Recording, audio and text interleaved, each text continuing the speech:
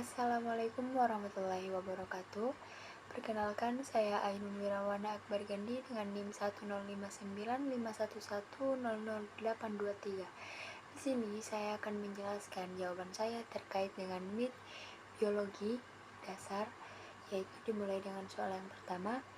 Jelaskan kedudukan biologi dalam sains.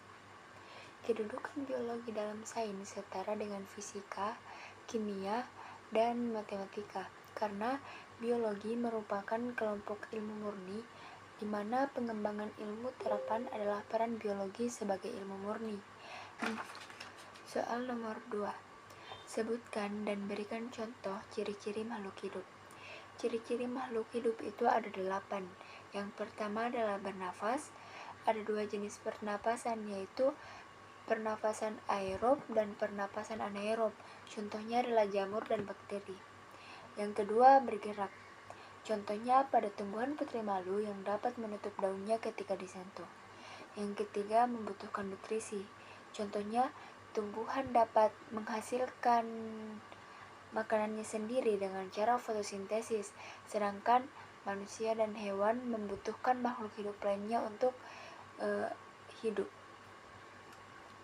Yang keempat, mengeluarkan zat sisa. Contoh proses pernapasan mengeluarkan zat karbon dioksida dan uap air. Zat ini dikeluarkan melalui respirasi, ekskresi, dan defekasi. 5. Tumbuh dan berkembang. Contoh ayam. Dari telur anak ayam hingga anak ayam menjadi dewasa. Yang keenam, berkembang biak. Contoh fragmentasi pada cacing pipi dan tunas pada hidrasa.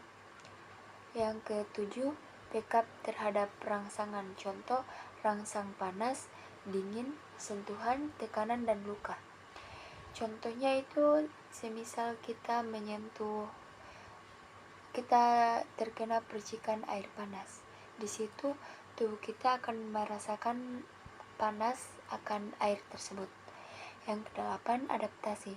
Contohnya manusia yang berusaha berbaur dengan manusia lain seperti tetangga maupun teman kerja. Lanjut ke soal nomor 4. Jelaskan perbedaan ekosistem dan bioma. Ekosistem adalah interaksi makhluk hidup yang berada di wilayah tertentu dengan lingkungan abiotiknya. Sedangkan bioma merupakan satuan daerah daratan yang luas dan dibentuk oleh ekosistem dalam skala besar yang terjadi karena adanya interaksi iklim dengan keanekaragaman makhluk hidup yang khas. Lanjut ke soal nomor 5. Dalam sistem klasifikasi tumbuhan, terdapat beberapa sistem klasifikasi. Sebutkan masing-masing klasifikasi tersebut. Dimulai dengan sistem modern, sistem natural atau murni, dan sistem buatan.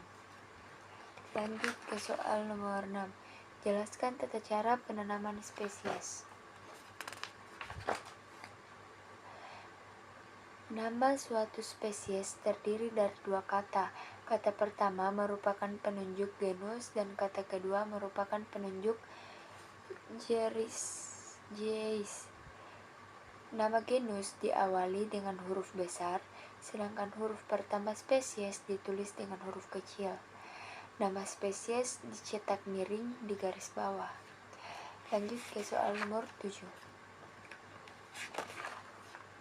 Sebutkan 3 jenis tumbuhan kehutanan beserta klasifikasi tumbuhan masing-masing. Yang pertama, kemiri.